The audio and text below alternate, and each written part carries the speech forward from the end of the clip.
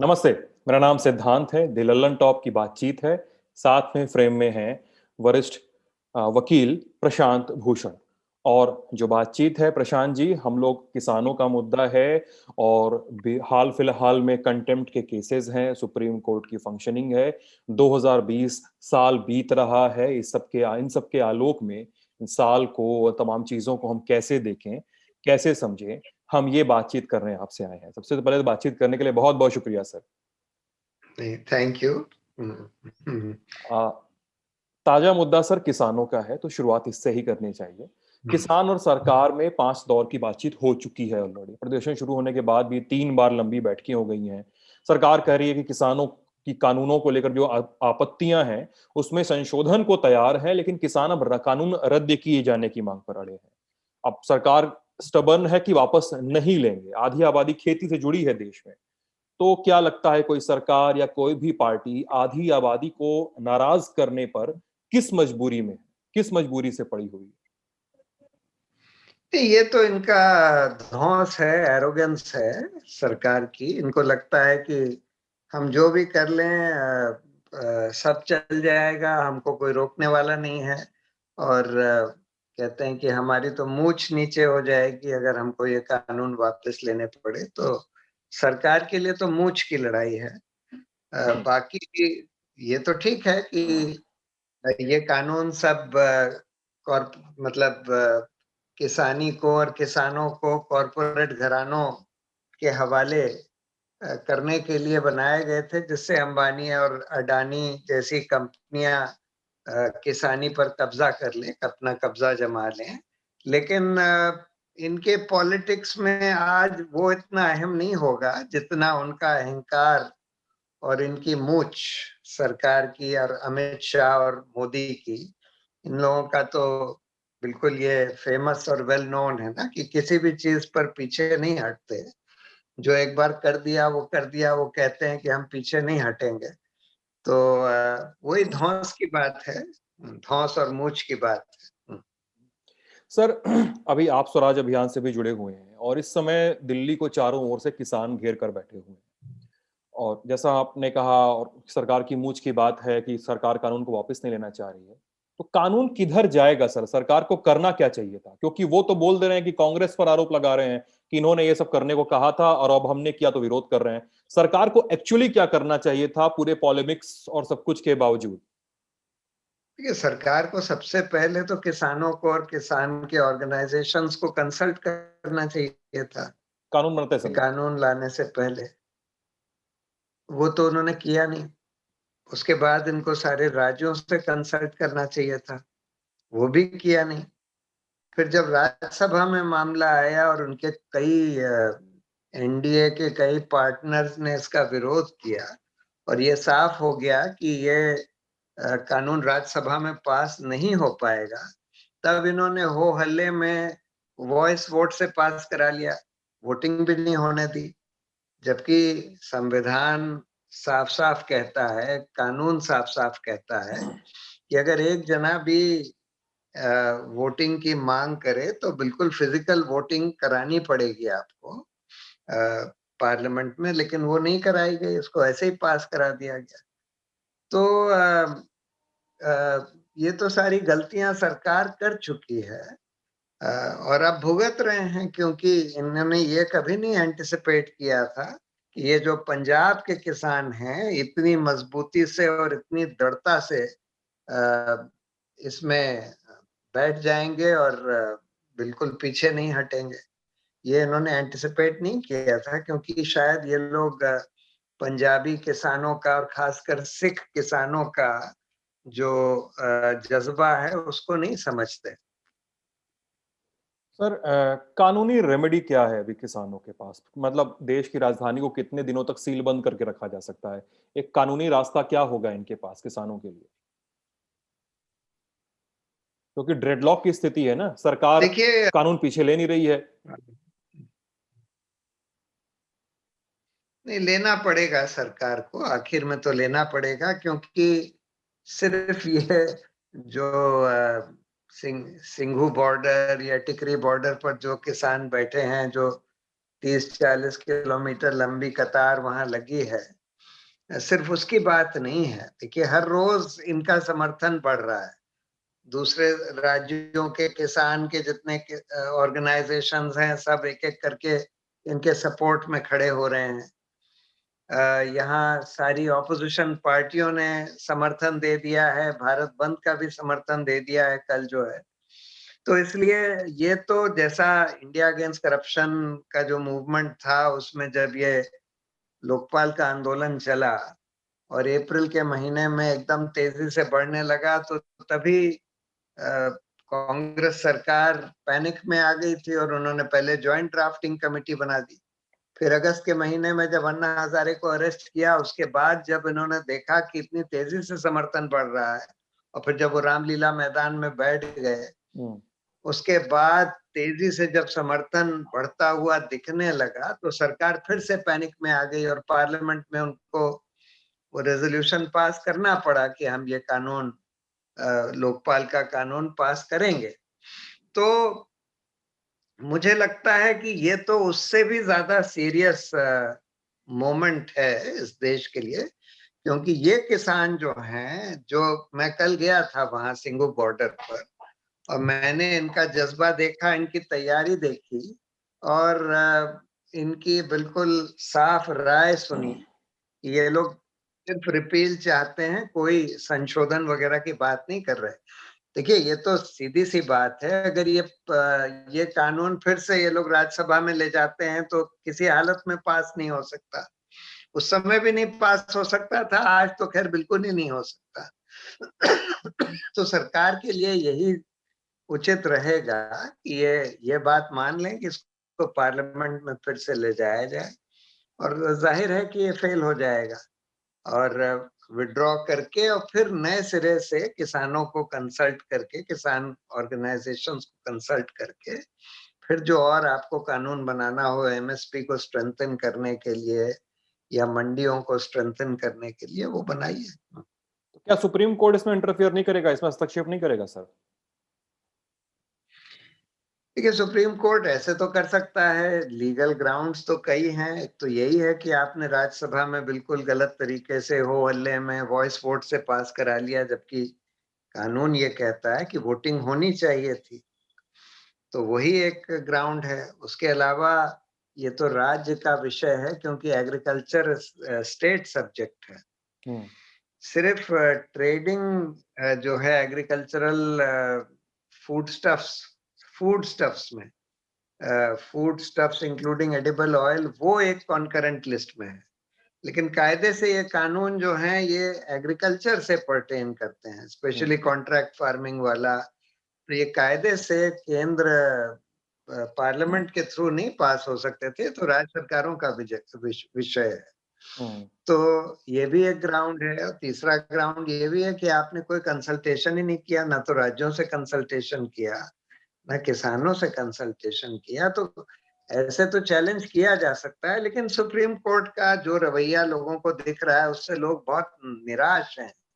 और जो सरकार के विरोध में कुछ चैलेंज करना चाहते हैं किसी सरकारी कानून को या किसी सरकारी नीति को या किसी सरकारी फैसले को, वो लोग अब डरने लगे हैं सुप्रीम कोर्ट जाने में, क्योंकि उनको लगता है कि सुप्रीम कोर्ट तो सरकार का ही पक्ष लेगी।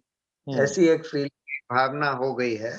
करीब करीब जितने भी ऑर्गेनाइजेशंस, ग्रुप्स और सिटीजन्स हैं जो कि पूरी तरह से सरकार के समर्थन में नहीं है, उनके अंदर एक ये भावना डेवलप हो गई है सुप्रीम कोर्ट के बारे में कि सुप्रीम कोर्ट सरकार के विरोध में जो पिटिशंस आ रहे हैं उनको एंटरटेन नहीं करेगा।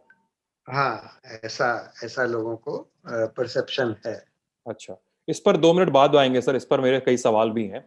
अभी कानून की बात हुई है, सुप्रीम कोर्ट की बात है। एक सवाल है सर, ये कई बार आरोप लगते हैं कि देश में कानूनी जो कंसल्टेंसी है, कानूनी कंसल्टेशन जो है, वो इतनी अनुपलब्ध क्यों है, इतनी अनअवेलेबल क्यों है? मतलब सुप्रीम कोर्ट के अधिकांश वकीलों के बारे में धारणा बनी हुई है कि वो कई लाख की फीस लेने के बाद ही कुछ करते हैं। ऐसे में उनकी पब्लिक की ओर अकाउंटेबिलिटी क्या है? मुझे या किसी को भी पीआईएल डालनी हो किसी मौजूद मसले पे, तब तो मैं नहीं कर पाऊंगा मुझे लगता है, क्योंकि इतनी फीस अगर जितनी सुनाई देती है, जितनी खबरों में आती है, उतनी तो मैं नहीं दे पाऊंगा, उतने पैसे हैं नहीं मेरे पास, नहीं केस किसी हालत में प्रोसीड कर सकूंगा। तो ये सुप्रीम कोर्ट तक जब बात जाती है, जुडिशरी में बातचीत जाती है, तो चीजें इतनी अनअवेलेबल क्यों हो जाती हैं, हाथ से दूर क्यों दिखने लगती हैं? ये तो एक प्रॉब्लम है कि आजकल जो खासकर बड़े-बड़े वकील हैं, वो बहुत-बहुत फीस लेते हैं और जनहित मामलों में उनकी कोई खास रुचि नहीं रहती। लेकिन फिर भी थोड़े से ऐसे वकील हैं जो जनहित के मामले करते हैं और प्रो बोनो करते हैं, यानी कि उसमें फीस नहीं चार्ज करते। जैसे मैं पब्लिक इंटरेस्ट के मामलों में फीस नहीं चार्ज करता, इसी तरह से कुछ और भी ऐसे वकील हैं जो नहीं चार्ज करते। सो उनके पास जाया जा सकता है, लेकिन प्रॉब्लम तो आज दूसरी हो गई है ना, कि जनरली एक फीलिंग हो गई है, एक परसेप्शन बन गया है, और जो काफी हद तक सही परसेप्शन है कि सुप्रीम कोर्ट में आप सरकार के खिलाफ कोई ऐसी चीज, ऐसा फैसला नहीं करवा सकते जिसमें सरकार को बहुत सख्त आपत्ति हो। ये एक परसेप्शन और एक फीलिंग हो गई। सर पिछले 6 सालों में, मतलब 2014 में जब एक भारत के पावर पॉलिटिक्स में एक रेडिकल शिफ्ट आया, नरेंद्र मोदी प्रधानमंत्री बनते हैं, भाजपा पावर में आती है, 10 साल का यूपीए राज चला जाता है, तो क्या सुप्रीम कोर्ट के व्यवहार में परिवर्तन आया है? आप कैसे देखते हैं, मतलब सुप्रीम कोर्ट के बिहेवियर को? इस आरोप में कितना दम है कि केंद्र सरकार की तरफ झुक रही है, जैसा आप बता रहे हैं कि लोगों का परसेप्शन बनने लगा है, और कोर्ट पर आरोप तो इंदिरा के समय में भी लगे थे तब से, और ये सवाल यहां पे जोड़ दूं कि इंदिरा के समय से अभी का केस कैसे अलग है? देखिए, इंदिरा के समय में भी एक इमरजेंसी का दौर अलग था। इमरजेंसी में इतने सारे लोगों को जेल में डाल दिया गया था, प्रिवेंटिव डिटेंशन में, प्रेस सेंसरशिप लगा दी गई थी और एक भय का माहौल बन गया था, जिसके चलते हुए सुप्रीम कोर्ट ने वो हेबियस कॉर्पस केस में भी हाई कोर्ट्स के फैसले पलट दिए और ये बोल दिया कि इमरजेंसी में हेबियस कॉर्पस का भी राइट नहीं है। आप अनलॉफुल डिटेंशन के खिलाफ कोर्ट में भी नहीं जा सकते। आज एग्जैक्टली उस तरह का माहौल नहीं है जैसा इमरजेंसी में था, लेकिन सुप्रीम कोर्ट का जो रवैया है वो करीब तकरीबन वैसा ही हो गया है जो इमरजेंसी में था। यानी कि अगर हम पिछले 5-6 साल में देखें, पिछले 5 साल में खासकर जितने अहम फैसले हुए हैं जिसमें सरकार को बहुत सीरियस इंटरेस्ट था, चाहे वो बिरला सहारा वाला केस ले लीजिए, चाहे वो जज लोया वाला ले लीजिए, चाहे वो रफाल सौदे का ले लीजिए, चाहे वो अयोध्या का ले लीजिए, चाहे और बहुत सारे फैसले ले लीजिए, और चाहे वो केसेस जिनकी सुनवाई ही नहीं हो पा रही, इलेक्टोरल बॉन्ड्स का मामला है, 370 का मामला है कश्मीर का, सीएए का मामला है, जेएनयू और जामिया में हिंसा के मामले हैं।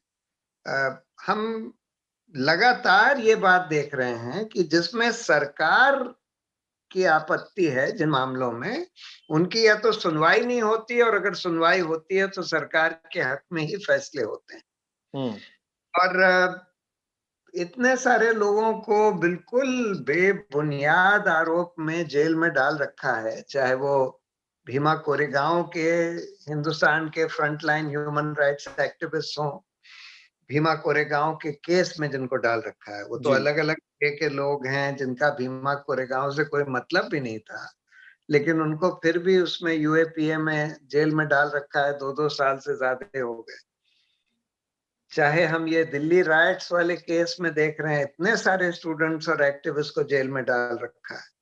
अब उनमें भी सुप्रीम कोर्ट का एक दोहरा मापदंड दिखाई दे रहा है। एक तरफ अर्नब गोस्वामी का केस ले लीजिए, जिसकी छुट्टी में सुनवाई कर दी गई, 15 घंटे के अंदर कर दी गई, चाहे उसके पिटिशन में बहुत ऑब्जेक्शंस थे।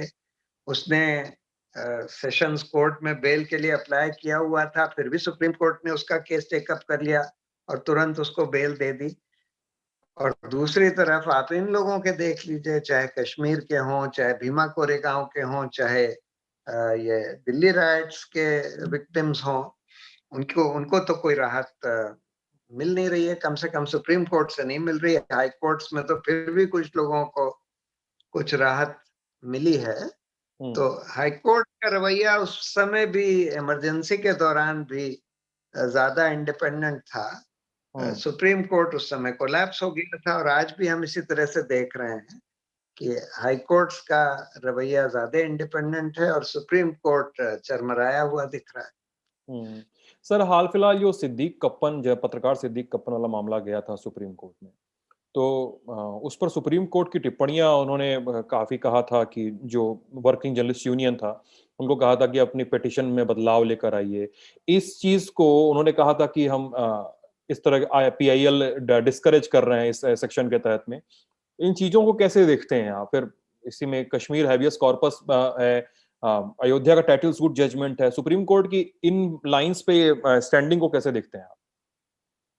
वही तो मैं कह रहा हूँ कि सुप्रीम कोर्ट के दोहरे मापदंड साफ दिखाई दे रहे हैं। एक तरफ जिन केस में सरकार को रुचि है, जैसे अर्नब गोस्वामी, या और जो सरकार के हक में जो लोग खड़े रहते हैं, उनके केस देख लीजिए, और जो सरकार के खिलाफ जो लोग खड़े हुए हैं उनके केस देख लीजिए। दोनों में बिल्कुल जमीन आसमान का फर्क दिखेगा सुप्रीम कोर्ट के रवैये में। तो सिद्दीक कप्पन मतलब अर्नब गोस्वामी में आपने सारे रूल बेंड कर दिए, और आपने ये कह दिया कि भाई टेक्निकलिटीज नहीं आनी चाहिए, ये पर्सनल लिबर्टी का मामला है। और सिद्दीक कप्पन में आप सारी टेक्निकलिटीज रेज कर रहे हैं। सुप्रीम कोर्ट ये कह रहा है कि भाई वर्किंग यूनियन ऑफ जर्नलिस्ट को कोई अथॉरिटी नहीं है, फैमिली मेंबर को आना चाहिए। फिर ये कह रहे हैं कि तुम लोगों को हाई कोर्ट जाना चाहिए। मतलब सब दोहरे मापदंड तो दिखाई दे ही रहे हैं। बहुत सीरियस प्रॉब्लम हो गई है। सर, केसेस की वरीयता की जैसे आपने बात की कि किसी केस को 10-15 घंटे में सुना जा रहा है, तो कुछ केसेस की डेट ही नहीं आई है। मतलब जब जस्टिस दीपक मिश्रा के खिलाफ 12 जनवरी 2018 को 4 सुप्रीम कोर्ट के जजेस ने उनकी कार्यशैली पर सवाल उठाते हुए प्रेस कॉन्फ्रेंस की थी, जस्टिस चलमेश्वर के जो सरकारी बंगला था उसके लॉन पर, तो उसमें बड़ा हल्ला उठा था। ये हुआ था कि प्रायोरिटी से केसेस नहीं बांटे जा रहे हैं, एडहॉक बेसिस पे बांटे जा रहे हैं। क्या हल्ला वो सर से वहीं सिमट गया? मतलब आप सुप्रीम कोर्ट के लॉयर हैं, क्या वो पूरा हल्ला वहीं सिमट गया? बाद में वही तरीका चलता रहा कि कुछ बदलाव हुआ? कि आप केसेस कैसे प्रायोरिटी पे कैसे लिस्ट हो रहे हैं? कोई सिस्टम है कि नहीं है वहां पे सर सुप्रीम कोर्ट में? नहीं, अब तो और भी बिगड़ गया है। जब से ये कोविड हुआ है तब से तो सिस्टम और भी बिगड़ गया है। अच्छा। क्योंकि अब तो आप किसी केस की लिस्टिंग के लिए मेंशन भी नहीं कर सकते। आप बस एक लिखित अर्जी दे सकते हैं रजिस्ट्री को, और वो लोग उस पर कुछ भी ना करें, या कुछ दिन बाद बोल दें कि भाई आपकी अर्जी रिजेक्ट हो गई, कोई रीजन ना दें। इलेक्टोरल बॉन्ड्स के केस में हमने अर्जी दी हुई है कि भाई अर्ली हियरिंग होनी चाहिए, लेकिन उसका कोई जवाब नहीं है, कोई सुनवाई नहीं है। हेबियस कॉर्पस के केसेस की कोई सुनवाई नहीं हो रही है, आप कुछ कर ही नहीं सकते। अब इसलिए अब तो सिस्टम और भी बदतर हो गया है। पर कुछ केसेस पता नहीं कैसे, मतलब ये अर्नब गोस्वामी का 15 घंटे में कैसे लिस्ट हो गया, ये तो बिल्कुल अचंभे की बात है। तो ये सर ट्रेंड क्या, मतलब सुप्रीम कोर्ट में है कि हाई कोर्ट्स और लोअर कोर्ट्स में भी ये ट्रेंड जाता है कि लिस्टिंग इस तरह से हो रही है, आप रजिस्ट्री में लेटर दे रहे हैं तब भी कुछ नहीं एक्शन लिया जा रहा है? नहीं, कई हाई कोर्ट्स में ऐसे ही चल रहा है, लेकिन कई हाई कोर्ट्स में ठीक भी चल रहा है। जैसे कर्नाटक हाई कोर्ट का मैं बता सकता हूँ कि वहां पर हर केस जो फाइल होता है, खासकर PIL, 1 हफ्ते के अंदर लिस्ट हो जाती है। अच्छा। तो इसलिए कई हाई कोर्ट तो ठीक काम कर रहे हैं। मतलब उस ये भी कहा जा सकता है उस राज्य के लोअर कोर्ट्स भी हो सकता है थोड़ा बेहतरी से काम कर रहे हो। हाँ, हाँ, तो क्योंकि अ, राज्य के कोर्ट्स के ऊपर हाई कोर्ट्स का जुरिस्डिक्शन है, सुप्रीम कोर्ट का नहीं है। तो इसलिए हाई कोर्ट उनको लीड करते हैं। तो जहां-जहां अच्छे चीफ जस्टिस हैं, देखिए बहुत कुछ चीफ जस्टिस के ऊपर डिपेंड करता है, because chief justice master of roster होता है, वो तय करता है, एडमिनिस्ट्रेटिव हेड होता है, तो वो कोर्ट कैसे फंक्शन करेगा, कितने दिन फंक्शन करेगा, कितनी बेंचेस बैठेंगी, ये सब वो तय करता है चीफ जस्टिस। कौन सा केस किस बेंच में लगेगा, ये सब भी चीफ जस्टिस तय करता है। जहाँ अच्छे चीफ जस्टिस हैं वहाँ ठीक चल रहा है, जहाँ पर अच्छे नहीं हैं वहाँ ऐसे ही चल रहा है जैसे सुप्रीम कोर्ट में चल रहा है। जी सर, 2009-10 में हायर जुडिशरी यानी सुप्रीम कोर्ट और हाई कोर्ट के जजों को अपनी संपत्ति घोषित का अधिकार घोषित करने का अभियान आपने चलाया था। अंततः कामयाब भी रहे थे आप उसमें। क्या इल्हाम था आपको कि उसमें हायर जुडिशरी में करप्शन की पैठ हो चुकी है, ऐसा कोई अंदेशा था, या क्या वो मसला क्या था कि इसने ट्रिगर किया था सर आपको? ये तो खैर एक ट्रांसपेरेंसी का सवाल था। ओके। जबकि एक कानून बन गया राइट टू इंफॉर्मेशन वाला, और सुप्रीम कोर्ट ने ही एक फुल कोर्ट मीटिंग में ये फैसला लिया, एक कोड ऑफ कॉन्डक्ट बनाया अपने लिए। उस कोड ऑफ कॉन्डक्ट में लिखा था कि सारे जज अपनी संपत्ति और अपने डिपेंडेंट बच्चों की संपत्ति की घोषणा करेंगे। तो सवाल ये था कि वो घोषणा क्यों नहीं होती और वो सार्वजनिक क्यों नहीं किया जाता राइट टू इंफॉर्मेशन में। जब कानून बना हुआ है कि हर पब्लिक अथॉरिटी को जो उनके पास इंफॉर्मेशन है वो देनी पड़ेगी, तो वो क्यों नहीं दी जाती।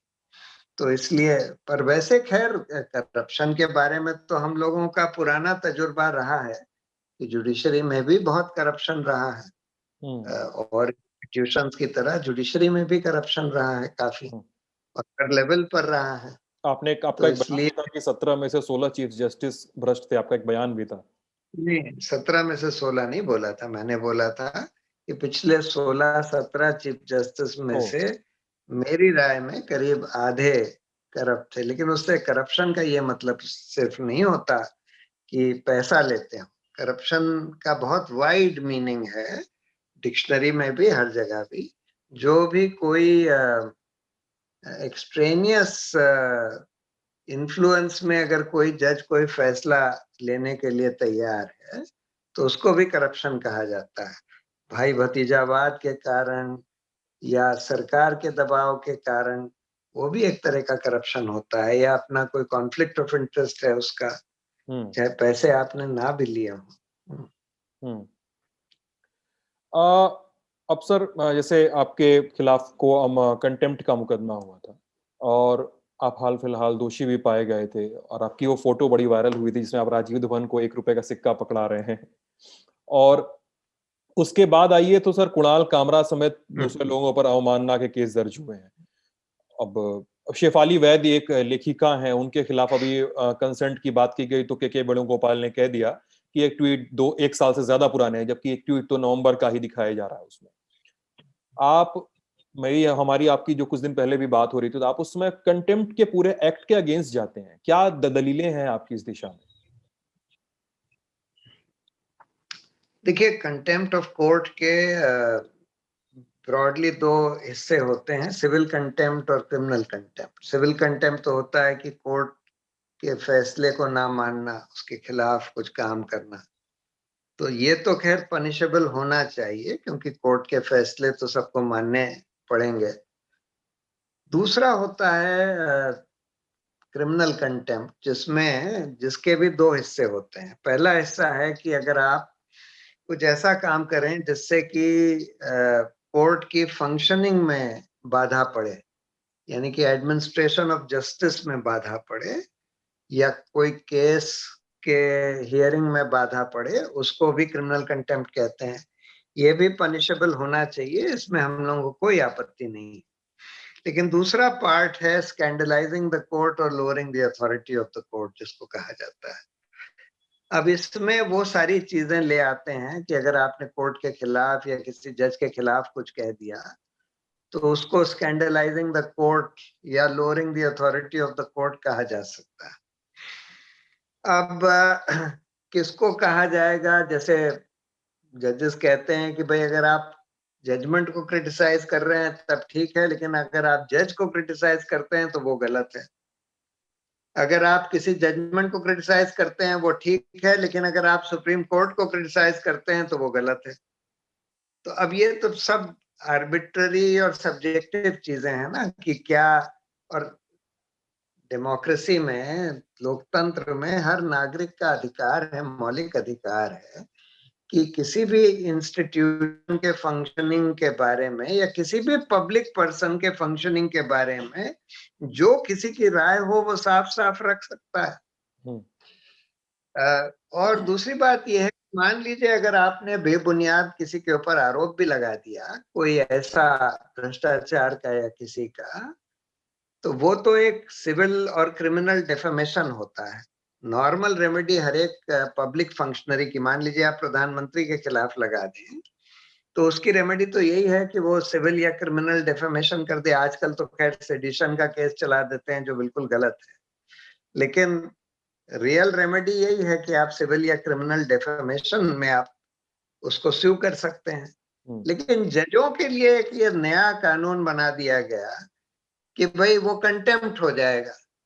यानी कि अब वो कंटेम्प्ट में जो जिस जज के खिलाफ आपने आरोप लगाया, या जज मान लीजिए सुप्रीम कोर्ट के फंक्शनिंग के बारे में आपने कह दिया कि भाई ये तो बड़ा गड़बड़ काम कर रहे हैं, तो उसमें आपके ऊपर कंटेम्प्ट तो सुप्रीम कोर्ट ही चलाएगा और सुप्रीम कोर्ट ही फैसला करेगा कि भाई आपने जो उनके ऊपर आरोप लगाया वो सही है कि नहीं है। तो ये बहुत ही एक सब्जेक्टिव ज्यूरिसडिक्शन है। और दूसरी बात, जिसमें जजेस का कॉन्फ्लिक्ट ऑफ इंटरेस्ट होता है, और इसलिए हम लोग ये कहते हैं कि इसका कोई औचित्य नहीं है। सिविल और क्रिमिनल डेफेमेशन है तो हर एक जने के लिए, हर एक पब्लिक फंक्शनरी के लिए है, जजों के लिए भी वही होना चाहिए। दूसरा मापदंड क्यों हो? ये कानून तो तब बनाया गया था जब जजों को राजा का नुमाइंदा माना जाता था, और अगर आप जज के खिलाफ कुछ कह दें तो इसके मतलब राजा के खिलाफ कह रहे हैं।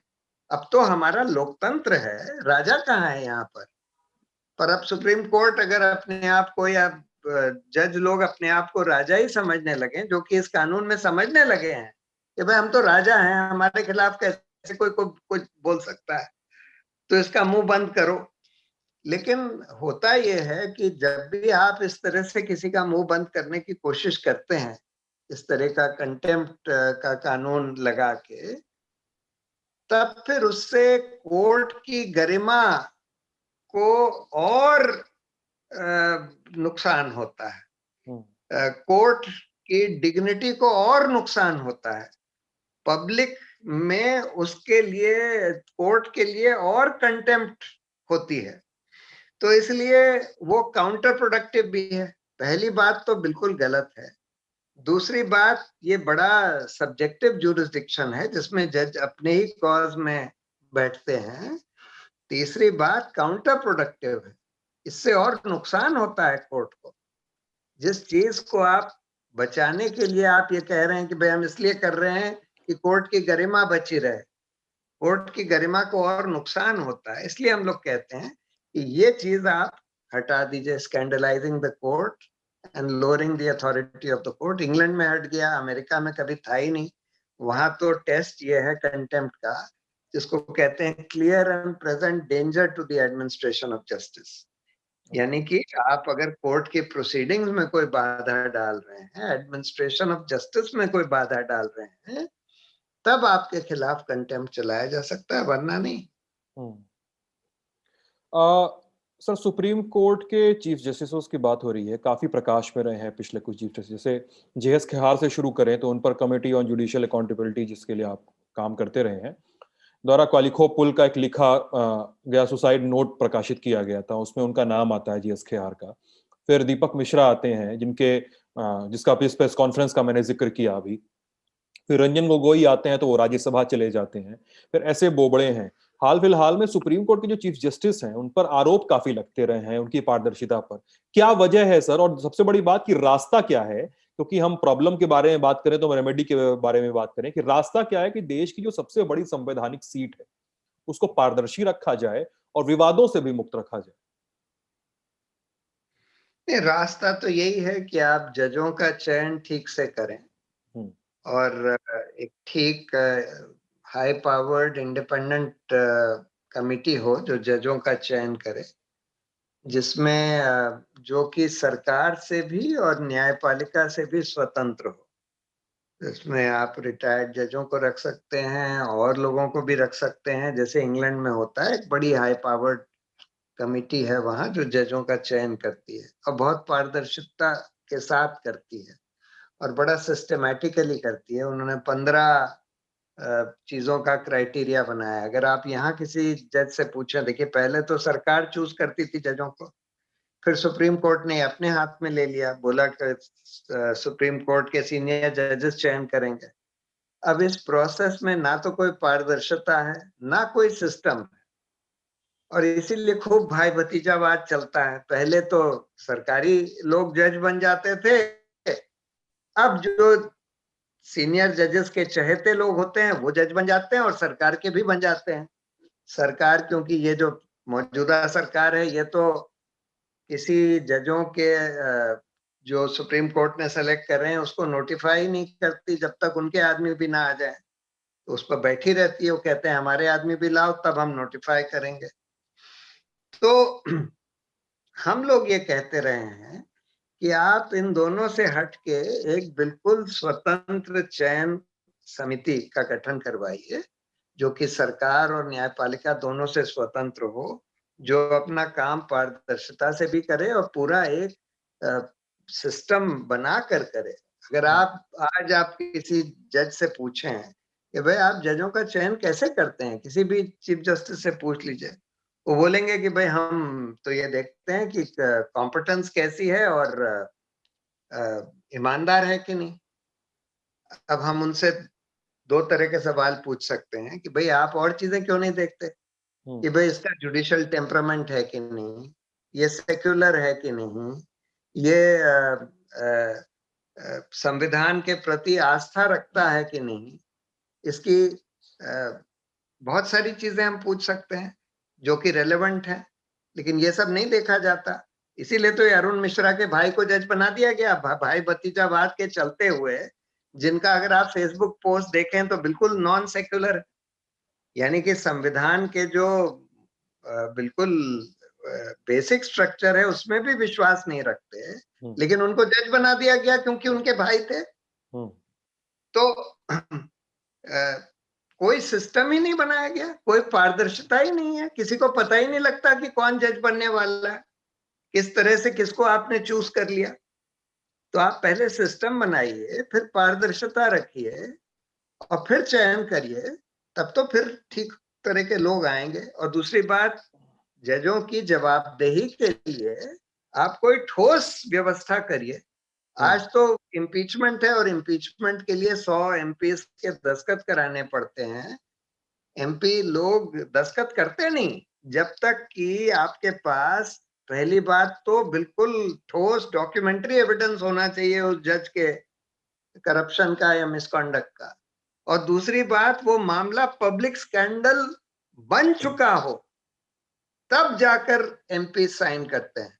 अब पब्लिक स्कैंडल कैसे बनेगा जब कंटेम्प्ट का डर रहता है लोगों को। तो इसलिए ये सिस्टम ठीक नहीं है और इतने सारे लोग कह चुके हैं कि ये सिस्टम ठीक नहीं है जजों की जवाबदेही के लिए। और ये पॉलिटिसाइज सिस्टम है जिसमें कि स्टार्ट भी पार्लियामेंट से होता है, एंड भी पार्लियामेंट में होता है और पार्टी लाइंस पर बंटता है। तो इसलिए इसका करेक्ट सिस्टम है कि आप कोई एक इंडिपेंडेंट जुडिशियल कंप्लेंट्स कमीशन का गठन करिए जिसमें कंप्लेंट्स जा सके, वो पूरी जांच वांच करके फिर जज का ट्रायल वगैरह करके और उसके खिलाफ जो एक्शन लेना हो लें। मुझे मुझे वो केस याद आ गया जब वह इंडिया एक पत्रिका हुआ करती थी, उन्होंने दिल्ली हाई कोर्ट के जजेस का रिपोर्ट कार्ड छापा था और उन पर कंटेम्प्ट का केस हो गया था। उन्होंने क्वेश्चनायर वगैरह वकीलों से, वरिष्ठ वकीलों से, रिटायर्ड जजेस से क्वेश्चनायर के बेस पे उन्होंने रिपोर्ट कार्ड बनाया था और उन पर कंटेम्प्ट का केस हो गया था और पत्रिकाएं जब्त कर ली गई थी। फिर मीडिया ने पीआईएल डाला कि उसमें आपको रिपोर्टिंग तो करने दीजिए, केस की रिपोर्टिंग भी बंद हो गई थी। बिल्कुल, बिल्कुल। सर, क्रिमिनल लॉ की में बदलाव की बात होती है लंबे समय से, रिफॉर्म क्रिमिनल लॉ में, और इस साल होम मिनिस्ट्री ने एक कमेटी बनाई है नेशनल लॉ यूनिवर्सिटी के साथ मिलकर। बात हो रही है कि इस कमेटी में एक भी दलित नहीं है, एक भी महिला नहीं है, एक भी अल्पसंख्यक नहीं है, एक भी डिसेबल्ड पर्सन नहीं है, और कहा जा रहा है कमेटी के जो मेंबर्स हैं ये महानगरों से आने वाले, दिल्ली मुंबई जैसे शहरों से आने वाले लोग हैं। कुछ लोगों का मानना है कि सर सुधार के लिए डाइवर्सिटी होनी चाहिए, और तो कुछ लोग सोचते हैं कि एक्सपर्ट हों, जानकार हों, उनका दलित, महिला या अल्पसंख्यक होना जरूरी नहीं है। क्रिमिनल रिफॉर्म कैसे होगा सर? क्रिमिनल लॉ का रिफॉर्म कैसे होगा? नहीं, तो इसके लिए बहुत एक ठोस बॉडी बनानी चाहिए, मल्टी मेंबर्ड बॉडी, काफी लोग उसमें हों, और वो लोग बाकी भी सिविल सोसाइटी से जो और स्टेक होल्डर्स हैं, जो और एक्सपर्ट्स हैं, उनसे भी कंसल्ट करें, और पारदर्शिता के साथ करें, और उसके बाद फिर वो कोई रिकमेंडेशन करें कि भाई इसमें क्या होना चाहिए, तब जाकर वो सब होना चाहिए। ऐसे धक्कड़ पेल में तो करना बहुत डेंजरस होगा। ये तो फिर जो सरकार चाहती है वही कर दिया जाएगा। हम्म।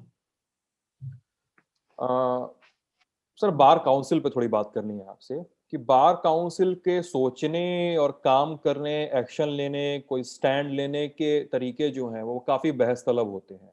मतलब लोग पूछते हैं कि क्या कोई राजनीति है, कि राजनीति है भी या नहीं है बार काउंसिल में, और क्या ये बार काउंसिल का जो पूरा सेटअप है, उनका जो पूरी आइडियोलॉजी है, जो राजनीति है या नहीं है, वो किसी तरीके से न्याय प्रक्रिया को प्रभावित करती है?